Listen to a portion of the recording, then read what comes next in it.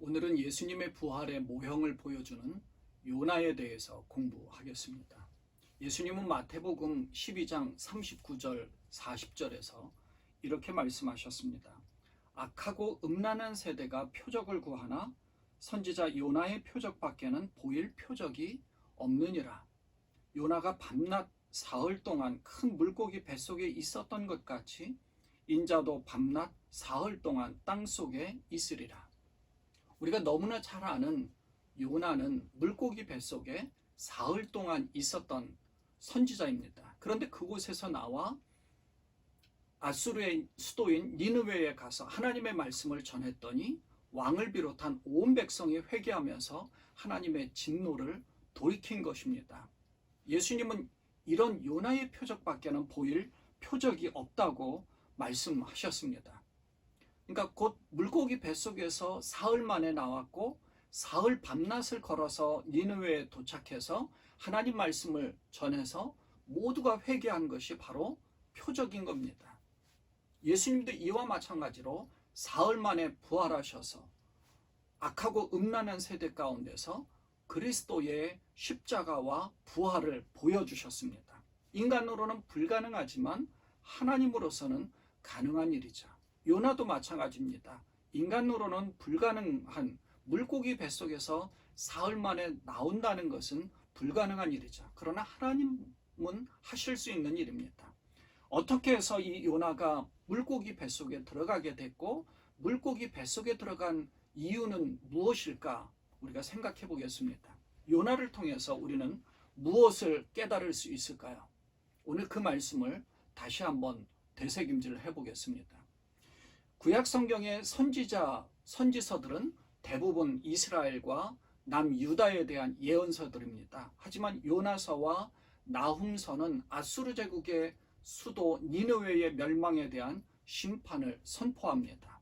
이 아수르 제국은 기원전 722년에 북이스라엘을 멸망시킨 제국입니다. 하지만 이 요나는 아수르에 의해서 멸망당하기 전 한 50년 전에 북이스라엘에서 활동하던 선지자입니다. 그러니까 이 요나가 활동한 이후 50년 뒤에는 북이스라엘이 아수르에 의해서 멸망하고 말았죠. 그렇다면 이 요나는 북이스라엘을 멸망시킨 아수르의 하나님 말씀을 선포한 선지자가 된 셈이죠. 어떻게 이런 일이 일어났을까요? 하나님께서 의도하신 것이 무엇인가를 보겠습니다. 그러니까 요나가 활동하던 북이스라엘은 여로보암 2세가 통치하던 때인데 이때는 나라가 부강하던 시기입니다. 다윗과 솔로몬 시대 이후에 가장 넓은 영토와 강력한 나라로 발돋움하던 때였습니다. 이때 아수르 제국의 수도인 니느웨가 죄악이 관영하여 하나님의 심판을 받아 마땅한 모습이 되자 하나님께서는 요나를 통해서 심판을 알리고 회개를 촉구하도록 하셨습니다. 그리고 하나님 말씀을 듣고도 회개하지 않으면 멸망시키려고 하나님은 계획하시고 작정하셨던 거죠. 그러니까 아수르는 북이스라엘과 적국입니다. 적대국인데 그런데 하나님께서는 그런 아수르에게 하나님의 말씀을 전하도록 하신 겁니다. 요나는 북이스라엘 사람으로서 당연히 하나님의 명령에 좀 못마땅한 것이죠. 그래서 순종하지 않으려고 했습니다. 왜냐하면 하나님의 구원은 선민 이스라엘에게만 해당되는 것이지 적대국인 그 이방 나라에는 해당되지 않는다라고 생각했습니다. 어쩌면 그렇게 해서 아수르를 하나님이 심판해서 그 아수르가 멸망당했으면 좋겠다라고 생각했을지도 모릅니다. 결과적으로는 아수르가 그때 멸망하지 않아서 50년 뒤에는 그 아수르 제국에 의해서 북이스라엘이 멸망을 당하고 말았습니다. 왜 이런 일이 일어났고 하나님은 우리에게 이 요나를 통해서 무엇을 가르쳐 주시는 것일까요? 사실 이런 모습이 우리에게도 있습니다. 하나님의 백성들이 하나님의 구원과 은혜를 받아야지 그렇지 않은 사람들이까지 우리는 굳이 신경 쓸 필요가 없다. 혹은 관심이 없을 수도 있습니다. 그것이 심지어 우리에게 해를 끼칠 만한 사람들이나 혹은 그런 나라라고 한다면 더더욱 원수된 나라에게 하나님의 말씀을 전하는 것은 싫어할 수 있는 거죠. 요나도 이 선지자로서 하나님의 말씀을 전하는 자임에도 불구하고 그렇게 하는 것이 싫어서 하나님의 얼굴을 피하려고 멀리 지중해를 건너 다시스 곧 스페인으로 가려고 요빠 항구로 가서 배를 타고 멀리 떠난 겁니다. 당시에는 배를 타고 멀리 떠나면 하나님의 그 통치 그 북이스라엘 이스라엘 그 지역에서 하나님의 얼굴을 피할 수 있을 것이라는 아주 편협한 사고가 있었습니다. 그래서 요나는 배를 타고 하나님 말씀을 전하라고 하던 그 니느웨와 정반대 방향으로 스페인으로 향하여 지중해를 향하여서 그쪽으로 배를 타고 지중해를 건너가고 있었던 겁니다. 근데 배를 타고 한참을 가던 중에 큰 폭풍을 만나게 됩니다.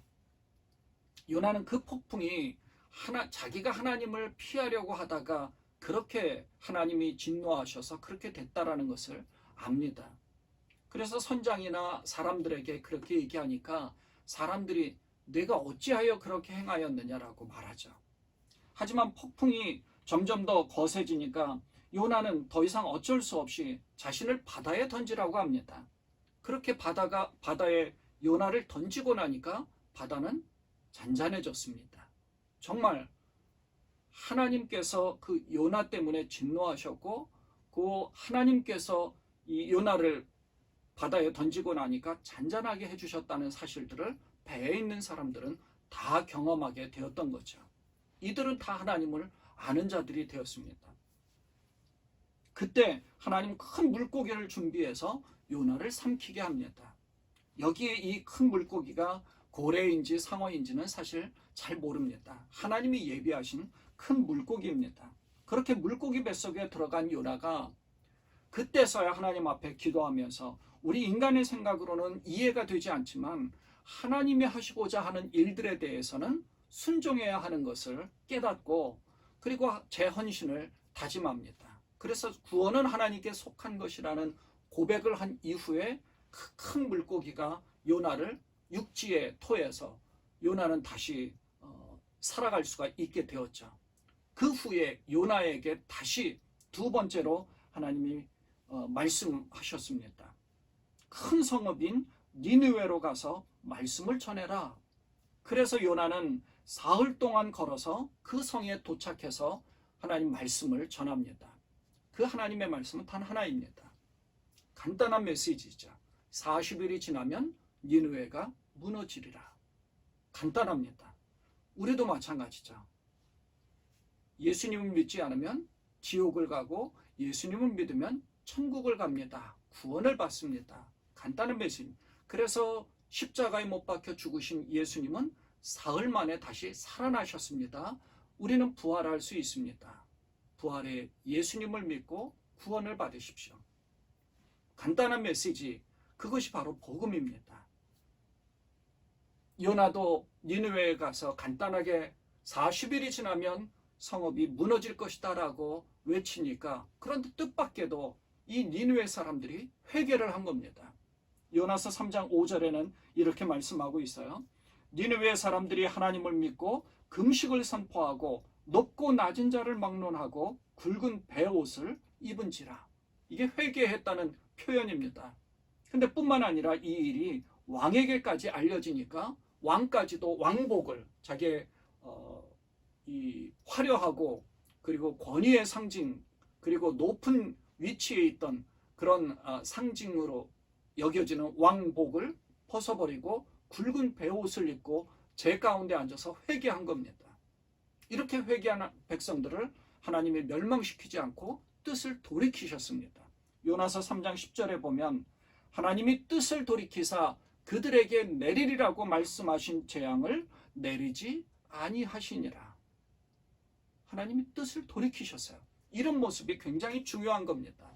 하나님께 회개하면 하나님은 그 죄의 경중을 따지지 않고 무조건 용서해 주시는 분이십니다.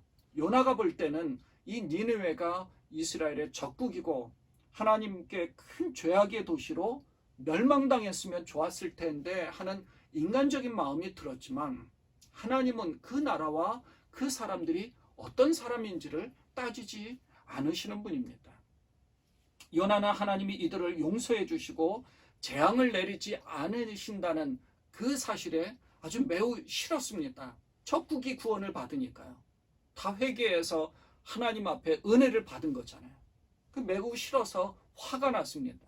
그래서 하나님 앞에 기도하면서 하나님이 그렇게 은혜롭고 자비로우신 줄을 알기 때문에, 그래서 자기가 용서해 주실 줄을 알기 때문에 자기는 말씀을 전하지 않고 저 스페인으로 가려고 했던 거라고 화를 내면서, 이렇게 살 바에는 차라리 죽는 게 낫을 테니 자기를 데려가 달라고 그렇게 기도를 하고 있는 거예요.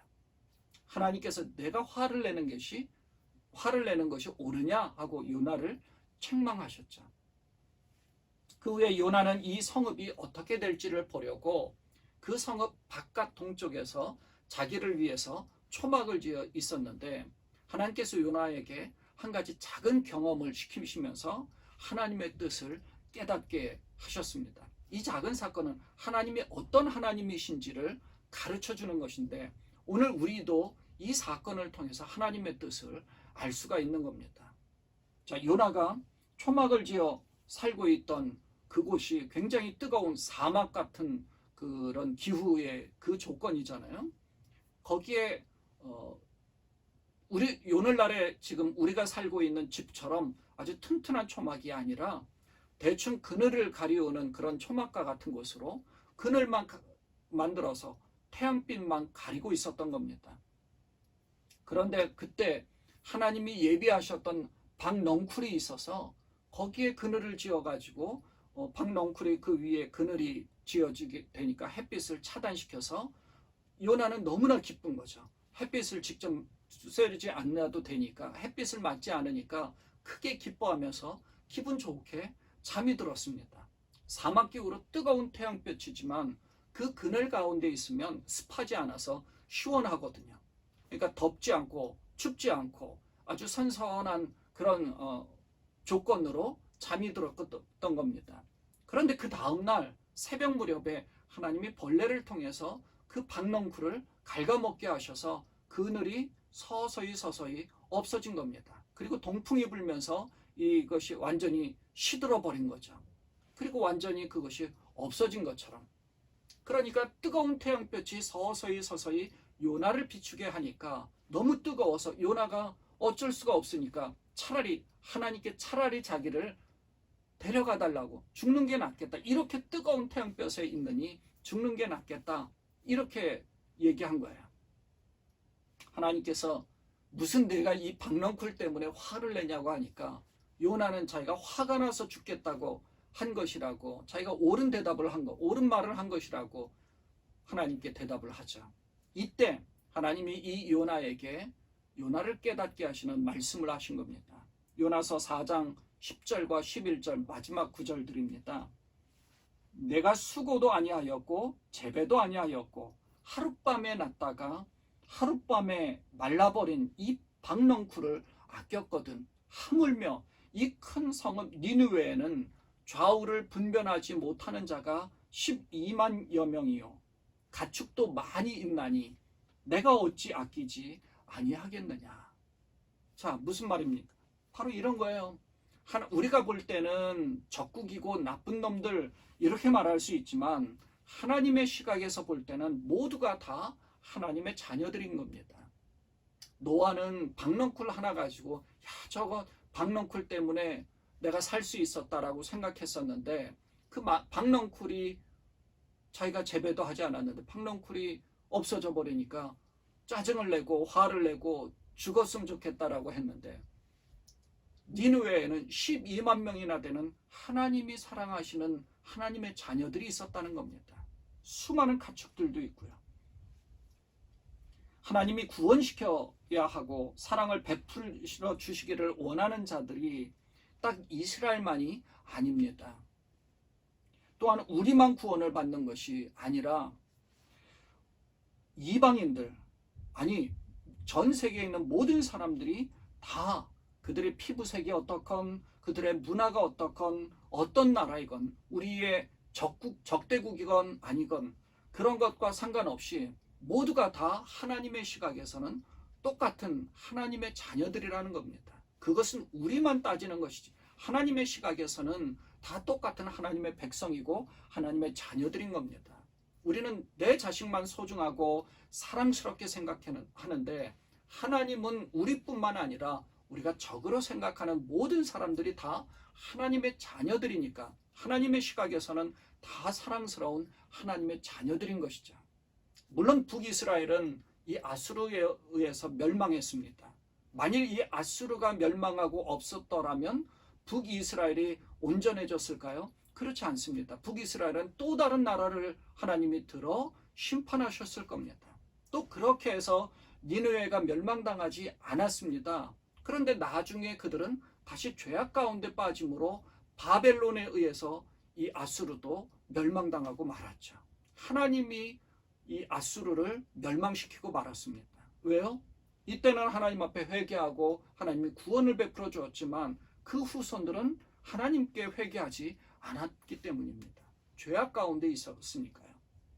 사랑하는 여러분, 우리는 이 요나를 통해서 하나님이 원하시는 것 대표적인 두 가지를 우리가 깨달을 수 있습니다. 첫째는 하나님이 원하시는 것은 하나님의 자녀들이 하나님께로 돌아와 회개하고 순종하는 것이고요. 두 번째는 하나님은 이 세상 가운데 모든 사람들은 다 하나님의 형상으로 창조된 하나님의 사랑스러운 자녀들이라는 것입니다. 그러므로 우리는 우리만이 아니라 우리 이외의 모든 사람들을 사랑하는 마음을 가지고 하나님의 시각을 가진다는 것은 하나님의 백성이 우리만이 아니라 하나님을 알지 못하는 모든 자들, 예를 들어서 우리가 정말 싫어하는 일본 사람들도, 또 중국 사람들도, 또 모슬렘 사람들도, 또 아프리칸들도, 또 아메리칸들도, 유럽인들도 다 하나님의 백성이라는 겁니다. 하나님이 사랑하는 모든 사람들입니다. 그래서 우리는 누구를 따지기 전에 하나님의 시각을 가지고 그들에게 복음을 증거하고 사명을 감당해서 그들을 포용하는 하나님의 시각을 가지고 그들에게 복음을 증거하면서 우리가 못하면 선교사들을 위해서 기도하고 그들을 후원하는 것입니다. 요나를 통해서 우리는 그런 부분들을 깨닫게 되는 것이죠. 여러분 모두가 다 하나님의 시각을 가지고 하나님께서 원하시는 귀한 일들을 잘 감당하는 그런 여러분 되시기를 간절히 축원을 드립니다. 기도하겠습니다. 하나님 참으로 감사합니다. 요나를 통해서 하나님이 어떤 하나님이신지를 우리는 깨닫습니다. 하나님의 온 세상 모든 사람들을 하나님의 자녀로 그렇게 사랑한다는 사실들을 깨닫고 하나님께 회개하였을 때 하나님이 용서하시고 뜻을 돌이키신다는 그런 하나님이신 것을 우리는 알게 됩니다. 그 하나님의 뜻을 깨닫고 하나님께로 돌아가 하나님 말씀에 순종하는 저희가 되게 하시고 사명을 완수해서 하나님 말씀을 증거하는 일에 힘쓰고 또 우리뿐만 아니라 우리가 알지 못하는 다른 모든 온 세계의 모든 사람들을 위해서 기도하고 복음을 증거하고 그들을 위해서 후원하는 그런 우리 모두가 될 수 있도록 주께서 우리를 인도하여 주옵소서. 우리 주님 예수님의 이름으로 감사하며 기도드리옵나이다. 아멘.